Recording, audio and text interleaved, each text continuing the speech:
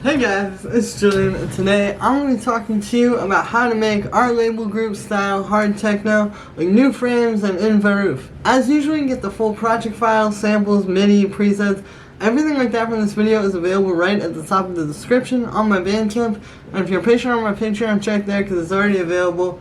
And yeah, here we go.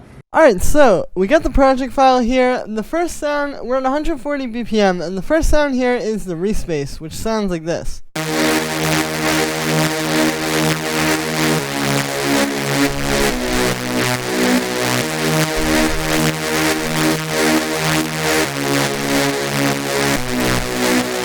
So as you can hear, it's a pretty big and fat sounding Reese bass. You know, the main thing about this one is like if you listen to it, you can hear it's not actually got a lot of low end like bass frequencies. Because if we play the kick, you know, obviously that's really doing the low end here. This bass is really just to have a bass line, you know. It's really just because, listen to this overall loop without the bass line. And then with it.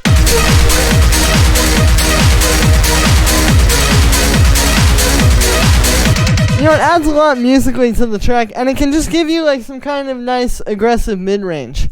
So for the notes on this one, it's a really simple chord progression. It's just D sharp, C sharp, and B. And this D sharp would actually be a D sharp minor chord, and then the C sharp and B would be major chords. But yeah, super simple for the sound on this one.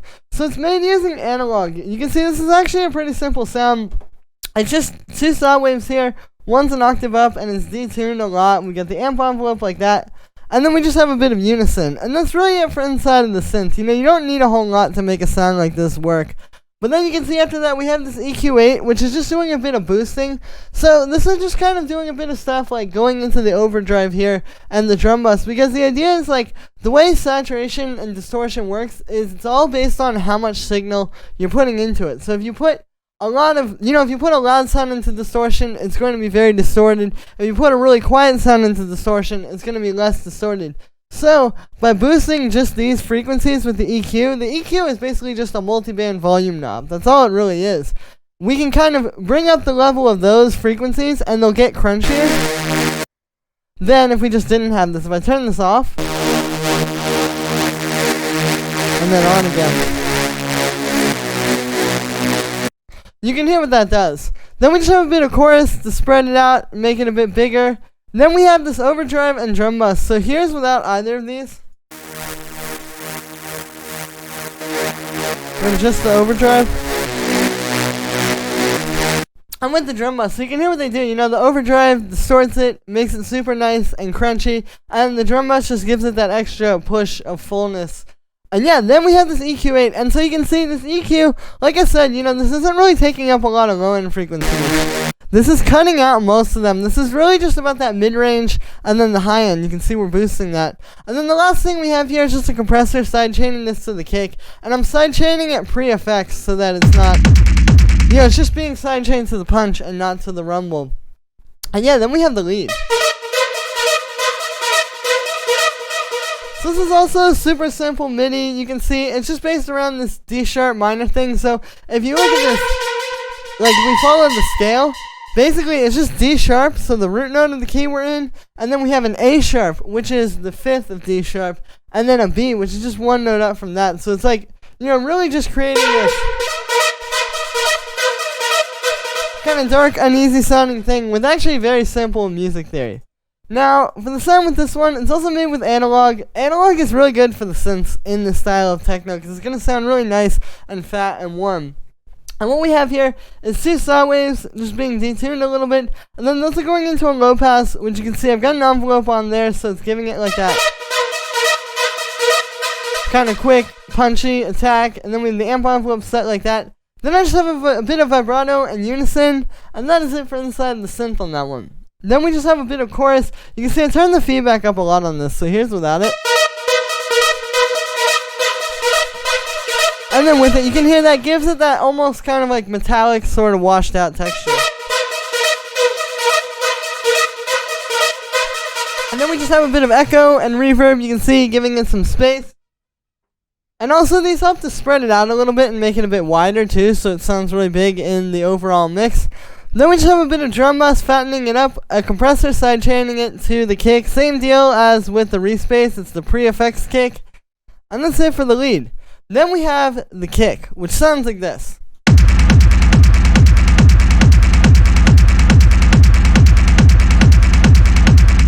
So yeah, this is a pretty standard sort of hard techno kick. What's happening here is, so we have like just the kick.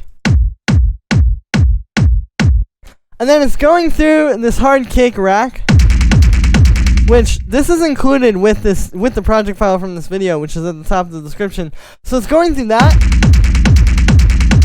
which as you can hear is adding the rumble and that like clicky sort of like percussion loop on top. And then we also have this noise.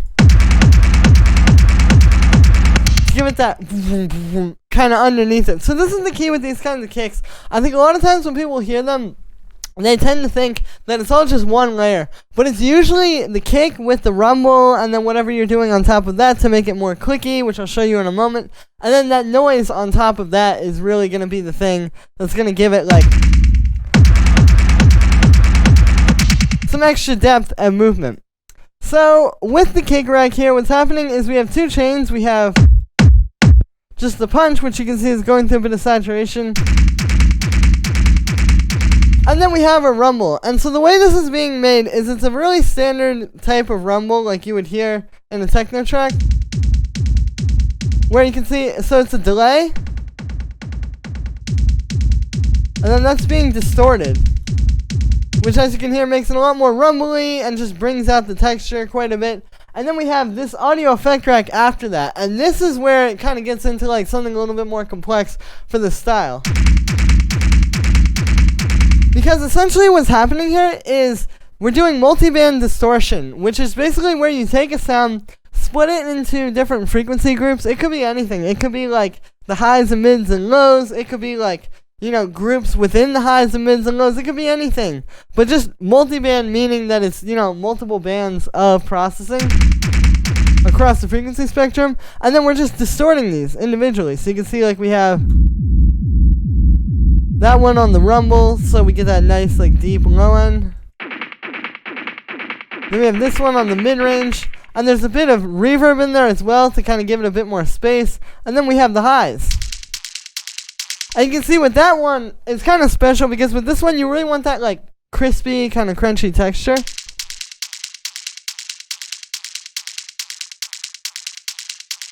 And you can see just distorting this reverb does that really well. And yeah, so this is being applied just to the rumble.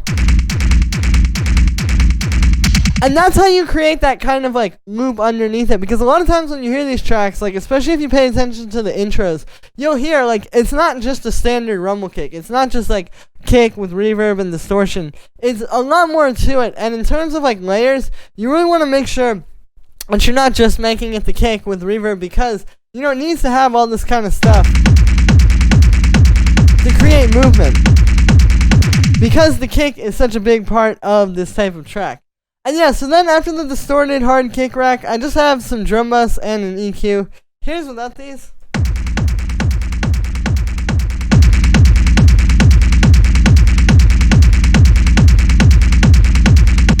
And then with them so you can hear what that does. And then we move on to the kick noise. So yeah, this is just this noise. I'll play it. I'll show you, like, I just took it and I used a fade here to make it like into the sound like that. So there's the original sample, and then I just put it through some reverb, distorted it, and then high passed it. And again, this is just giving you like a nice layer. Giving that like kind of movement in the kick that you can't really get just with the delay. And yeah, after that, then we have the percussion.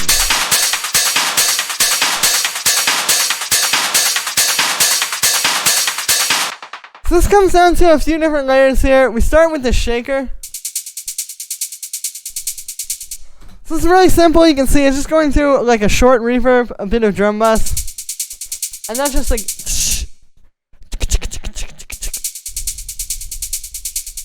You can see it's like building up in velocity. And yeah, that's just to give like some high-end kind of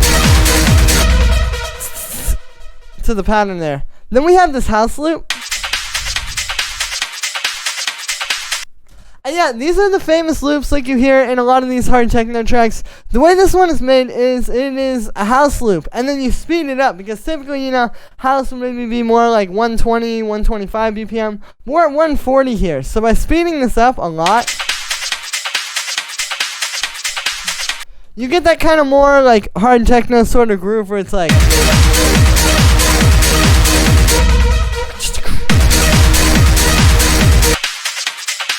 Another thing is that you get a certain layer of texture with this that you just don't get when you're making your percussion all from scratch. Like, if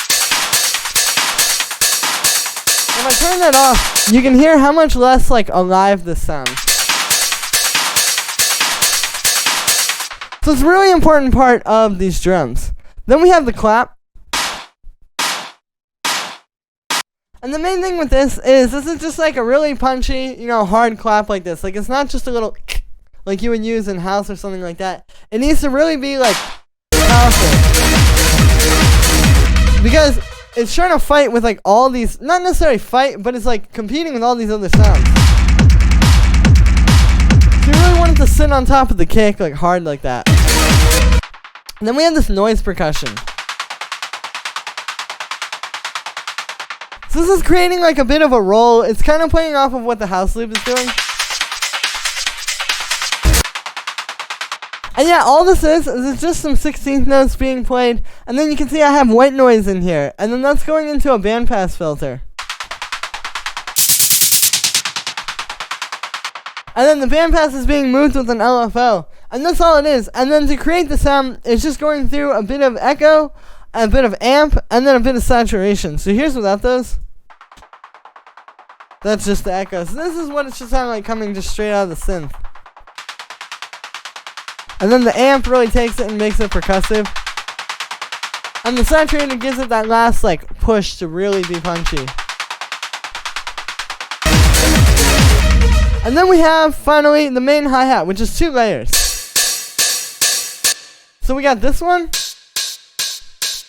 which is more kind of like the background, like mid-range layer, and then this one, which is the one you hear more, is adding the high end to the sound, but you need both of them, because here when I play just the high end one on its own, it's a bit thin, and then when I add in the mid-range one, it fills the whole thing out. So that's the idea here, is that both of these hi-hats fill the whole thing out. And the other thing too is like, you know, you might have like, your intro would be like this,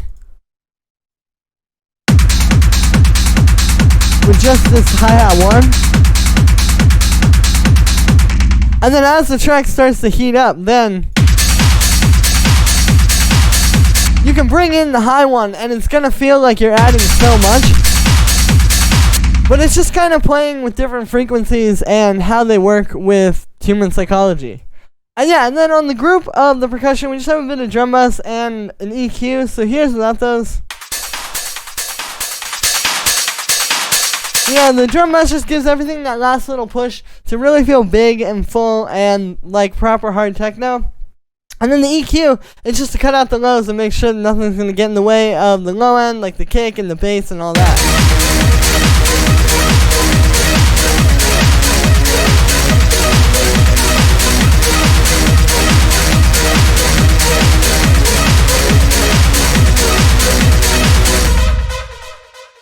And yeah, so that is it for this one, guys. I hope you enjoyed. As always, make sure to like this video as well as subscribe. And let me know what you think of this video in the comments. Like I said in the beginning, you can get this full project file, samples, MIDI, presets, everything like that from this video is available right at the top of the description. And if you're a patron on my Patreon, check there, because it's already available. Thank you so much, everybody, all of you who have been supporting the sample packs. It's a really great way to support me and help keep me going and keep making you guys these videos every day.